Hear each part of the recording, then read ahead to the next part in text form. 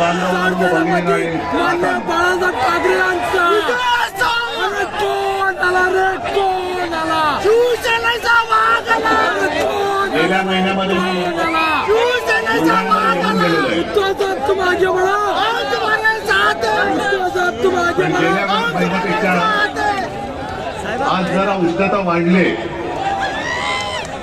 आणि ही उष्णता केवळ सूर्य तापले म्हणून नाहीये, जमीन तापले म्हणून नाहीये, तर या महाराष्ट्रातली जनता आता पेटलेली आहे म्हणून उष्णता वाढलेली आहे. मला एका गोष्टीचा नक्की अभिमान आहे की यापूर्वी देखील मी लोकसभेच्या प्रचारासाठी आलो होतो. प्रचंड सभा झालेल्या आणि आजच्या सभेकडे सगळ्यांचं लक्ष होतं किती गर्दी होईल. पण अभिमान मी जो म्हणालो तो याच गोष्टीचा आहे की गेल्या वेळेपेक्षा जास्त गर्दी आज मला दिसते.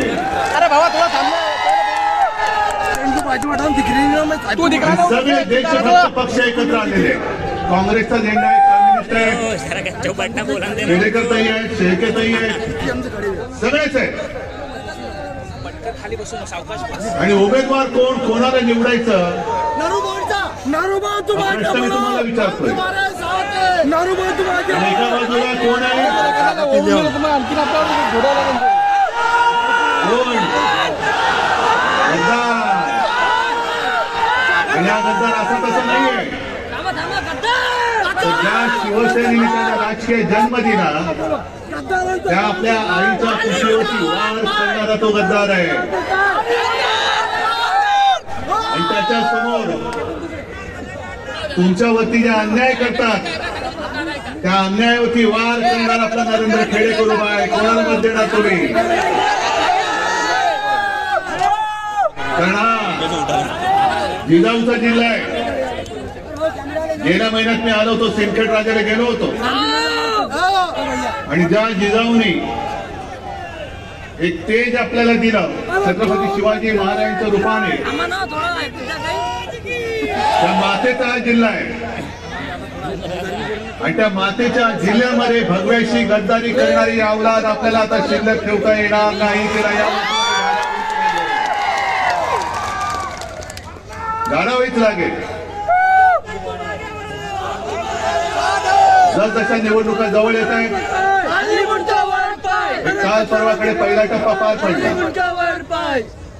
पूर्व विदर्भातला, आणि यापूर्वी कधीतरी ज्या ज्या वेळेला माझ्या शेतकऱ्यांवरती संकट आलं, आता सुद्धा पाऊस कधी येईल माहिती नाही मला, पण ज्या ज्या वेळेला आपत्ती आली, आता गेल्या आठवड्यामध्ये सुद्धा अवकाळी झाला, तेव्हा कधीतरी नरेंद्र मोदी तुमच्या शेतीच्या बांधावरती आले होते काय? आता ते फिरतायत, सगळीकडे फिरतायत. का फिरतायत? रिकामा घुमरे, रिकामा रिकामा रिकामा. कारण रामराम आमचा घ्यावा, आम्ही जातो आमच्या गावा. रामराम करण्यासाठी फिरतायत.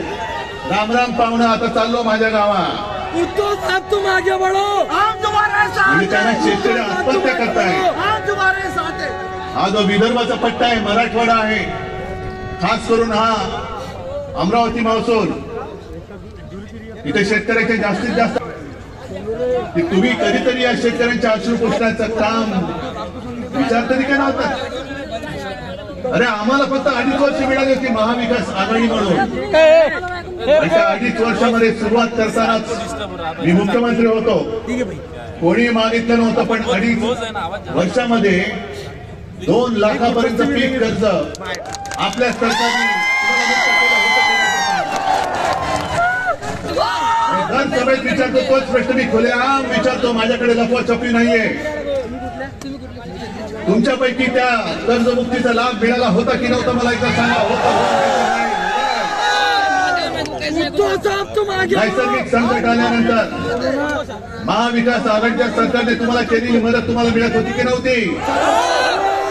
सोयाबीनला भाव, कापसाला भाव मिळाला होता की नव्हता? नसेल तर नाही सांगा. पहिले जर काय मिळत होता 2.5 वर्षात आणि आता किती मिळतोय? काहीच नाही भेटतो साहेब, काहीच नाही. मग मोदींना विचारा की तुम्ही फिरताय वरच्यावर. मोदींना असं झालेलं की तुम्ही जगा किंवा मरा, पण मला पंतप्रधान करा. बाकी जनता मेली काय जगली काय माझं काही जात नाही, पण तुम्हाला मी 2075 साली तुमचं उत्पन्न मी चौपट करेन. किती साली? 2075, 2047. आजची रात्र खाऊ काय ते सांगा मला. थांब रे मित्रा, आजच्या रात्री मी काय खायचं तुम्ही 2047 दाखवता आहात. साहेब गद्दारों के विषय में बोलो. जरा थांबा रे, जरा. अरे थांबणार तुला समजत नाही का एकदा बोलेल ना. 2047 मला दाखवताय. तुला पण तुम्ही सगळेजण हुशार आहात, कारण जे फोन तुम्हाला सुद्धा येत असतील, भाजपा कार्यालयातून बोलतोय, येत आहेत ना. मग तुम्ही मला सांगा, तुम्हाला नमो सन्मान योजनेतले पैसे मिळाले की नाही? अरे नाही तर फोनवाला म्हणतो हो मिळाले, पण त्याच्या पुढचं असं आहे की तुमच्या सारख्या काही कोटी लोकांना याचा लाभ मिळालाय, मग तुम्ही भाजपला परत मतदान करणार का? हे मात्र तो फोनमध्ये सुद्धा बोलतोय नाही. आणि तो पुढे विचारतो काय म्हणून करू मतदान. बिलकुल नाही. माझ्या सोयाबीनला जो भाव मिळत होता महाविकास आघाडीच्या काळात, तो कमी झालेला आहे. कापसाचा भाव कमी झालेला आहे. माझं उत्पन्न तुम्ही दुप्पट करणार होता, शेतमालाला दुप्पट उत्पन्न तुम्हाला देणार होते, ते उत्पन्न दुप्पट नाही झालेलं. अवकाळी येतोय, कधी दुष्काळ येतोय, कर्जाचा डोंगर माझ्या डोक्यावरती चढतोय. काय म्हणून मी तुम्हाला मत देऊ हे मला सांगा. नमो सन्मान योजनेचे पैसे मिळाले, ठीक आहे. किती मिळाले? 6000. मग तो शेतकरी त्याला विचारतो, त्या महिलेला विचारतोय की अहो तुम्ही मला सांगा, आम्ही शेतकरी 1 लाखाचं खत विकत घेतो, बरोबर? साधारणतः वर्षाला किती तुमच्या पिकाप्रमाणे तुम्ही घेत असाल, पण 1 लाखाचं खत घेतलं तर 18% त्याच्यावरती जीएसटी लागते. किती टक्के? म्हणजे बरोबर बोलतो ना मी. नाही साहेब करा बोललो. 1 लाखाचं खत घेतलं तर जीएसटी किती झाली? 10,000. 18,000. आणि तुम्हाला खात्यात किती देत आहेत? 6,000. म्हणजे मोदी मामांच्या खिशात किती गेले? 12,000.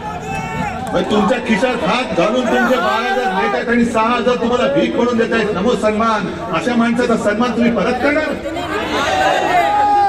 कशासाठी करायचं? या विदर्भामध्ये मला आठवत आहे की आपलं सरकार असताना आपण उद्योग धंदे आणण्याचे प्रयत्न करत होतो. अगदी म्यानमध्ये सुद्धा आणि पश्चिम विदर्भामध्ये सुद्धा अगदी सिंचनाच्या कामासाठी गोसीखुर्द मी स्वतः गेलो होतो. गोसीखुर्द मधलं पाणी पश्चिम विदर्भापर्यंत कसं आणायचं, नाग नदीचं सौंदर्यीकरण कसं करायचं. आपलं सरकार असताना कधी आपण हिंदू हृदय सम्राट शिवसेना प्रमुख बाळासाहेब ठाकरे समृद्धी महामार्गाचं काम बंद पडू दिलं नव्हतं. नागपूर मधली मेट्रो बंद पडू दिली, काही केलं नव्हतं. सगळं चालू होतं. अगदी आपली बोलणी चालू होती. टाटा एअरबस सुद्धा नागपूरमध्ये किंवा विदर्भात आणायची. मग तुमच्या गावात जर का आले पंतप्रधान चुकून, कारण आता येतील आपली सभा ते नक्की येतील, यावंच लागेल. तुम्हाला सुद्धा निरोपाचा रामराम त्यांना करावाच लागेल. पण विदर्भामध्ये 10 वर्ष मोदीजी तुम्ही देशाचे पंतप्रधान आहात. गेल्या 10 वर्षामध्ये 1-2.5 वर्ष आमच्या महाविकास आघाडीची सोडली तर जवळपास 7.5 वर्ष तुमचं जवळ ट्रिपल चौपट किती इंजिन लावायची ती लावा. त्या इंजिनियर नाहीये. पण किती उद्योग माझ्या विदर्भात आणले सांगा, आणि किती माझ्या शिकलेल्या सवरलेल्या विदर्भातल्या मुलांना मुलींना नोकऱ्या दिल्या, त्याचा पहिला हिशोब द्या. काहीच नाही भेटला, काहीच नाही भेटला. म्हणजे तुम्ही आज शेतकऱ्यांना खुश करत त्याचं काय करायचं तुम्ही करायचं. पण मी काय बोललो तर लगेच अंगाचा तिळपा पडतो. करू काय? पण तुम्ही शेतकऱ्यांना तरी त्यांचं शेतीमालाचं किंवा शेतकऱ्याचं जे काय उत्पन्न आहे, 2014 साली कोणी वचन दिलं होतं शेतकऱ्याचं उत्पन्न आम्ही दुप्पट करू. पीक विमा तुम्हाला मिळतोय? पीक विमा मिळत नाही. जे 18,000 खातायत त्यातले 6,000 तुम्हाला देऊन 12,000 पुन्हा वरच्यावर खातायत. शेतमालाला भाव देत नाहीत, कधीतरी निर्यात बंदी, कधीतरी जेव्हा गरज नसते तेव्हा निर्यात आयात काय वाटेल ते करतायत आणि शेतकऱ्याची वाट लावून टाकतायत. तुम्ही शेतकऱ्याला खुश ठेवू शकत नाही. तुम्ही सुशिक्षित जो माझा तरुण आहे, तरुणी आहे, तिला नोकरी देत नाही, गाव सोडून त्याला भटकावं लागतंय. बरं, विदर्भामध्ये उद्योग आणायचं तर विदर्भात नाही येणार. उद्योग कुठे नेतात? माझ्या हक्काचं जे आहे, माझ्या महाराष्ट्राच्या हक्काचं आहे, माझ्या विदर्भाच्या हक्काचं आहे, ते तुम्ही त्याला देत नाही आहात. त्याला तुम्ही नुसती गाजर दाखवतात आणि संपूर्ण सगळे उद्योग धंदे तुम्ही गुजरातला घेऊन जातात. अहो मोदीजी, तुम्ही गुजरातचे पंतप्रधान नाही, संपूर्ण हिंदुस्थानचे पंतप्रधान आहात. आणि गुजरात बद्दल माझ्या मनामध्ये काही द्वेष नाहीये. आपलं उद्या इंडिया आघाडीचं सरकार येणार म्हणजे येणारच, आपल्याला ते आणावं लागणार म्हणजे लागणारच आहे. पण इंडिया आघाडीचं सरकार आल्यानंतर सुद्धा जे गुजरातच्या हक्काचं असेल ते नक्की आम्ही गुजरातला दिल्याशिवाय राहणार नाही. गुजरात सुद्धा आमचाच आहे. पण गुजरातची समृद्धी होण्यासाठी तुम्ही माझ्या महाराष्ट्रामध्ये शेतकऱ्यांच्या आणि युवकांच्या तोंडातला घास हिसकावून जर गुजरातला भरवणार असाल तर याद राखा, तुम्हाला पुन्हा महाराष्ट्राच्या मातीमध्ये आम्ही पाय ठेवायला देणार नाही. का सगळे संतापून का पेटलेले, का उठले? 10 वर्ष आम्ही तुम्हाला दिली, 10 वर्ष आमच्या आयुष्यातली, अख्ख्या देशाच्या 140 कोटी जनतेच्या भविष्याची 10 वर्ष आम्ही तुम्हाला दिली. तुमच्या थापा ऐकत ऐकत 10 वर्ष निघून गेली. अजूनही त्याच्यावरती काही उत्तर देत नाही. आज तुम्ही काही काही शब्द आणि काही गोष्टी विसरून पण गेला असाल.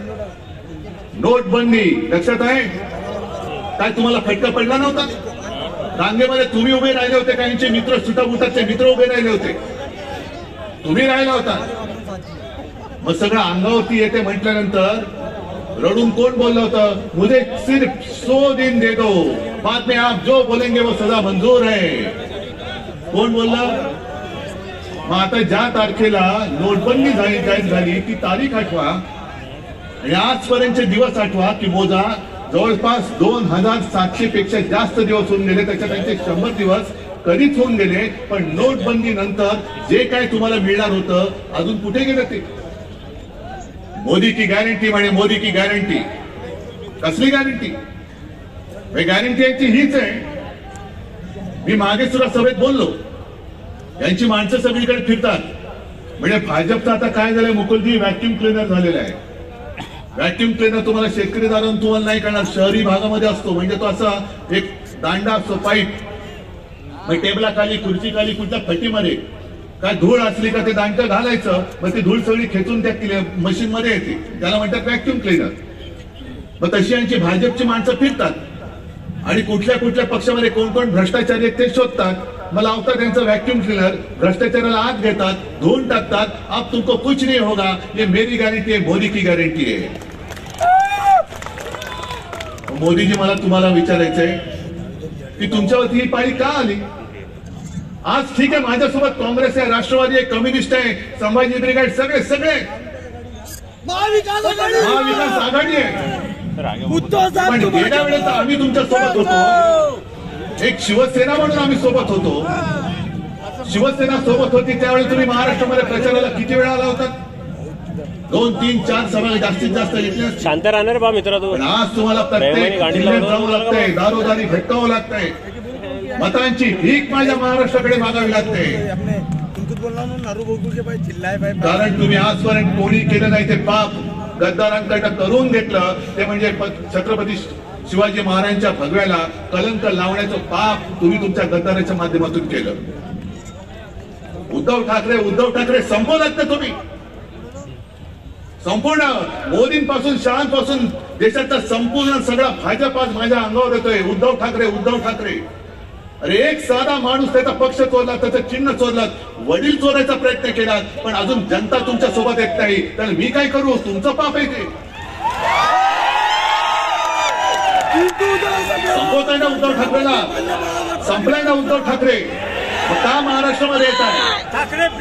सोडून द्या.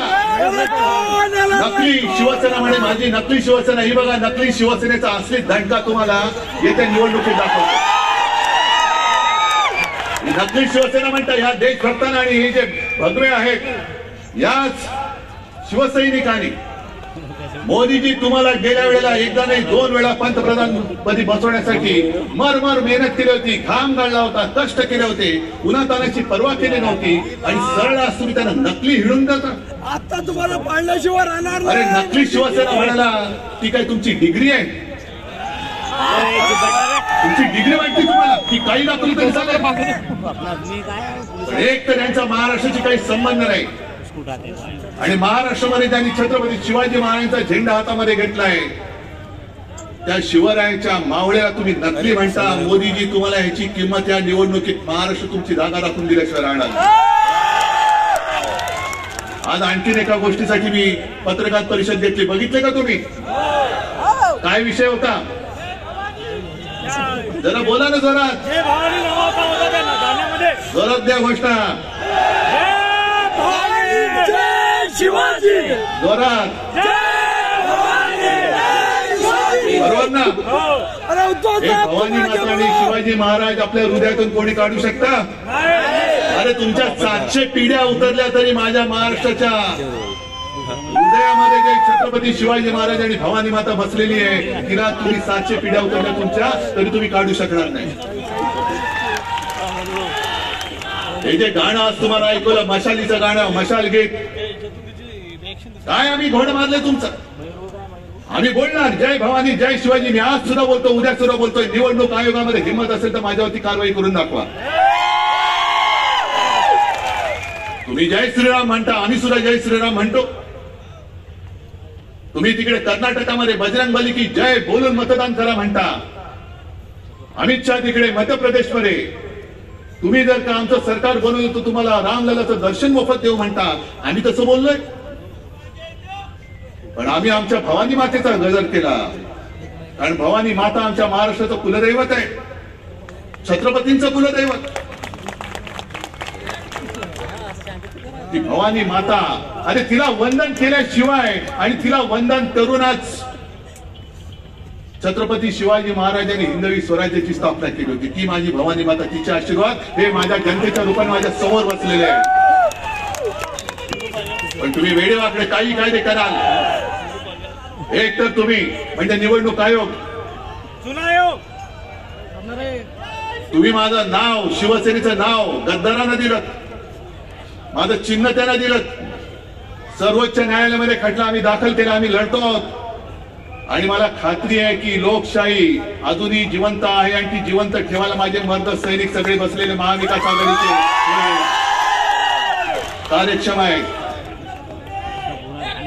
आपण जे लढतो आहोत ते त्याच्यासाठी लढतो. हे 50 खोके तुम्ही असं खोकेबाज सरकार हे तुम्हाला तुमच्यावरती राजवट करते, तुम्हाला चालतंय? मग तुमच्या मताला किंमत काय? जर खोके देऊन जर मी गद्दार घेऊन सरकार स्थापन करणार असेल तर मी निवडणूक लढवत नाही. येऊ दे किती लोक, मी काय खोके फेकतो आणि गद्दाराने विकत घेऊन मी होतो ना पंतप्रधान. ही जी काय वृत्ती आणि आणलेली आहे भाजपाने, एक तर जे त्यांच्याशी लढतायत देशासाठी लढतायत त्यांना बदनाम करून टाकायचं, कुटुंबाची बदनामी करायची, वेडेवाकडे आरोप करायचे आणि एक तर भाजपामध्ये या नाही तर तुरुंगात जा. काही नेबलेट लोक गेली, जसं गोकुलजी तुम्हाला माहिती असेल, जागा वाटपायच्या चर्चेला तुमच्यासोबत तुमचे नेते बसायचे. कोण? मला खरंच कीव येते आता भारतीय जनता पक्षाची, ज्याला मी फाडकाऊ जनता पक्ष म्हणतो किंवा भेकड जनता पार्टी म्हणतो, त्यांची मला तर कीव येते. अरे तुमच्यासोबत आम्ही होतो, आता तुमचं काय झालंय की सगळं बदनाम. म्हणजे मी मागे सांगितलं ना की त्यांची माणसं फिरतात, एकेकाने घेऊन जातात, मग त्यांचं एक मंडळ बसतं. हा माणूस आणलाय, किती कोटीचा घोटाळा केलाय, त्यांनी 5 कोटीचा केलाय, चल रे त्याला कोणतरी फालतू रस्त्यावरची लोक घेऊन जा. यांनी किती केलेलं आहे? यांनी 100 कोटीचा केलेला आहे. ठीक आहे, जरा बाजूला घे. यांनी किती कोटीचं केलंय? 500 कोटीचा केलेला आहे. जरा या बाजूला घे. यांनी कितीचा केलाय? 70,000 कोटी. आणि येतो म्हणजे जेवढा घोटाळा मोठा तेवढा मान मोठा. बरं 70,000 कोटीचा घोटाळा कोणी केला? मोदी. आणि ज्यांनी घोटाळा केला 70,000 कोटीचा त्याच्या हातामध्ये महाराष्ट्राच्या तिजोरीच्या चाव्या कोणी दिल्या? कोण? लुटालूट तुम्ही करायची, वाटा मला द्यायचा, पण लुटण्याचा डाग हा तुमच्या कपड्यावर पडेल, माझ्या कपड्यावर पडणार नाही. मैं ना खाता हूं ना खाऊंगा ना खाने दूंगा, लेकिन तेरे हाथ से असं आहे ना. टरबूजाचं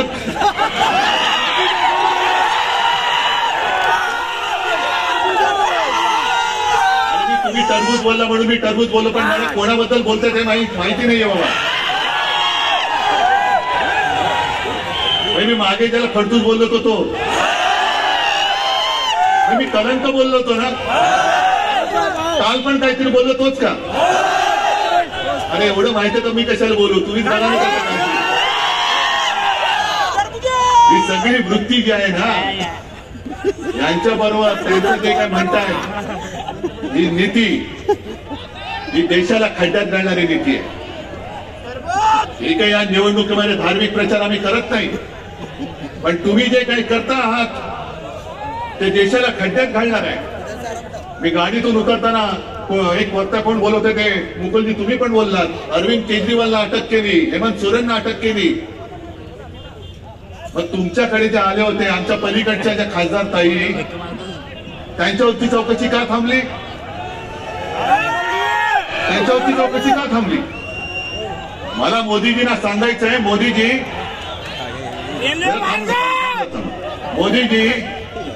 तुम्ही जे भ्रष्टाचार म्हणून सगळीकडे गावोगावी ओरडत फिरतात, तुम्हाला ज्या आमच्या गद्दारताईंनी राखी बांधली, ती राखी बांधणारी तुमच्या पक्षात का आली? आणि एक दुसरी एक म्हण आहे की हातच्या कंकणाला आरसा कशाला, तर तुमच्या हातात जी राखी बांधले ना तीच तुम्हाला भ्रष्टाचाराचा आरसा दाखवते. तिच्यावरती चौकशी बंद. पण केजरीवाल तुमच्याकडे येत नाहीत, हेमंत सोरेन तुमचं ऐकत नाहीत, संजय राऊत तुमचं ऐकत नाही, म्हणून तुम्ही त्यांना तुरुंगात टाकलं. तुमच्याकडे आल्यानंतर सगळ्यांना सगळं काय ते दिवाळीत लावतात ना, उठणं बिटणं घालून, स्वतः दुधाची आंघोळ घालून आपल्या बाजूला बसवायचं. म्हणजे आणखीन एक त्या पलीकडच्या विदर्भातले तुम्हाला माहिती असेल प्रफुल्ल पटेल, माहिती आहे ना, त्यांच्यावरती आरोप काय केले होते? मी स्वतः त्याला साक्ष आहे. 2019च्या मुंबईच्या सभेत स्वतः पंतप्रधान बोलले होते, कुछ लोग मिर्ची का व्यवहार करते हैं और कुछ लोग मिर्ची से व्यवहार करते हैं. मिर्ची कोण? इक्बाल मिर्ची जो दाऊदचा असतात. म्हणजे इक्बाल मिर्ची बरोबर ज्यांनी व्यवहार केला त्या प्रफुल्ल पटेलांवरती तुम्ही आरोप केले. पण तुमच्याकडे आल्यानंतर तुम्ही ज्या विमान खरेदीच्या घोटाळ्यावर आरोप केले होते त्याच्यात क्लीन चिट देऊन टाकली. आणि मिर्ची बरोबर व्यवहार केलेला प्रफुल्ल पटेल, तुम्ही ज्या जनतेसमोर त्याच्यावरती आरोप केले त्या जनतेसमोर तुम्ही त्याला गळ्याभर मिठी मारताय. पंतप्रधानजी नेमका तुमचा खरा चेहरा कोणता तेच आम्हाला कळत नाहीये, खरंच कळत नाही. आणि हा सगळा कारभार जो मी काय तुम्हाला सांगतोय, अरे मी तर सांगतोय तुम्ही भोगतात. तुम्ही शेतकरी किती आले तिकडे? सगळे शेतकरी आहेत ना. तुम्ही जे काय मरमर मारताय, राब राबताय, अरे जमिनीमधनं कोंब फोडणारे तुम्ही मर्द सगळे सरकारला घाम नाही फोडू शकत? याला काय वाटतंय? हे काय अजिंक्य आहेत? याला कोणी हरू शकत नाही. असेल तुमच्याकडे ईडी असेल, इन्कम टॅक्स असेल, सीबीआय असेल, पण माझ्या या तमाम मतदारांकडे फक्त एक वोट आहे जे ईव्हीएम मध्ये बटन आमच्या मशालीचं दाबेल आणि तुम्हाला भस्म करून टाकेल. एवढी ताकद तुम्ही तुमच्या ईडी इन्कम टॅक्स सीबीआयची करा. या एका वोटाची ताकद या वेळेला हुकुमशाने दाखवावी लागेल. हे जे काय बोंबाबोंब करतायत, मी संपूर्ण अभ्यास करतोय. राज्यामधून जो काय प्रतिसाद मिळतोय इंडिया आघाडीला प्रतिसाद मिळतोय तो पाहिल्यानंतर आज यांचे सर्वे काही येऊ द्या, पण आजच्या क्षणाला आपल्या देशामध्ये इंडिया आघाडी 300च्या पेक्षा जास्त जागा जिंकते हा माझा अंदाज आहे. आणि मला अभिमान आहे की त्या 300 मध्ये माझी बुलढाण्याची सुद्धा जागा आहे. फक्त एक तुम्हाला लक्षात ठेवावं लागेल की ही लढाई वाटते तेवढी सोपी नाहीये. हुकुमशहाला गाडायचंय, हुकुमशाला गाडायचंय. आणि म्हणून हुकुमशाहीच्या विरोधातले एक सुद्धा मत फुटता कामा नये. शेतकऱ्याचे कैवारी आम्ही सुद्धा आहोत. मी कृतीतून दाखवलेलं आहे. आंदोलन हा एक भाग असतो. जेव्हा सत्ता नव्हती तेव्हा देखील शिवसेनेने आंदोलन केलं होतं. देता की जाता हे शेतकऱ्याच्या कर्जमुक्तीसाठी आंदोलन करणारी शिवसेनाच होती. आणि सरकार आल्यानंतर तुम्हाला कर्जमुक्त करणारी सुद्धा आपल्या महाविकास आघाडीचं सरकारच होतं. आणि मी ठरवलं होतं जर यांनी गद्दारी करून सरकार पाडलं नसतं तर 5 वर्ष पूर्ण होताना शेतकऱ्यांसाठी एक दुसरी काहीतरी चांगली मोठी योजना आणण्याचा ही माझा विचार होता. कदाचित परत एकदा तुम्हाला कर्जमुक्त मी केलं असतं किंवा अशी काहीतरी एक ठोस योजना आणली असती की ती उगाच जाहीर करून तोंडाच्या वाफा दवडण्यापेक्षा मी तुम्हाला ते करून दाखवलं असतं. आणि म्हणून माझी तुम्हाला नम्र विनंती आहे की ही लढाई आता थेट लढाई झाली पाहिजे. हुकुमशाही विरुद्ध लोकशाही. मध्ये अपक्ष वगैरे कोणी उभे राहतील त्यांना मत देऊन तुमचं मत वाया घालवू नका. कारण त्या संपूर्ण सरकारमध्ये एखादा माणूस कोणा त्याचं ऐकू शकत नाही. पण जेव्हा तुमचंच सरकार असेल, तुमचं ऐकणारं सरकार असेल, तेव्हा तुम्हाला आणखी तिसऱ्याची गरज लागणार नाही. आणि मी तुम्हाला बांधील आहे. द्या मोदीजी, तुम्ही गॅरंटी द्या. आणि उद्धव ठाकरे तुम्हाला वचन देतोय, जनतेला वचन देतोय.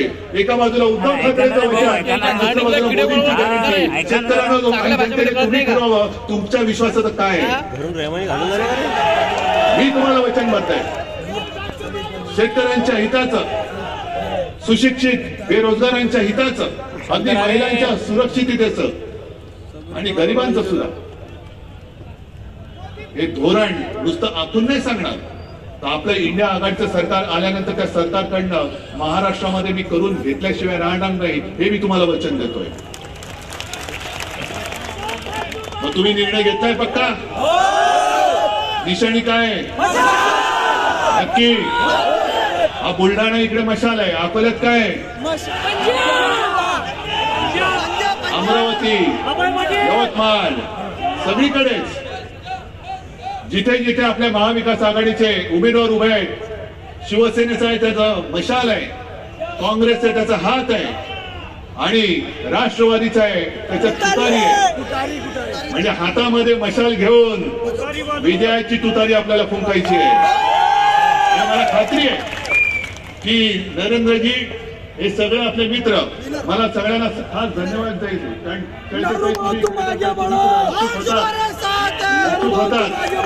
कारण चांचेशी मी बोलल्यानंतर